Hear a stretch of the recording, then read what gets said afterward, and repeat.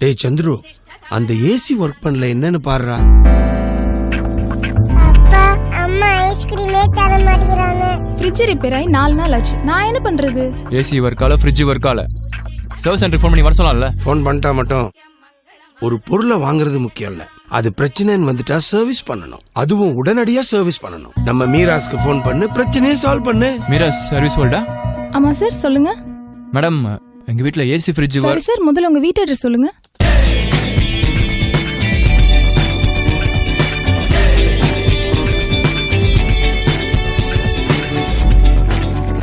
Okay, இங்க serviceman அனுப்பியிருக்கோம் sir, அவர் வந்துட்டு இருப்பார். ஓகே மேடம், சீக்கிரம் அனுப்பிச்சிருங்க.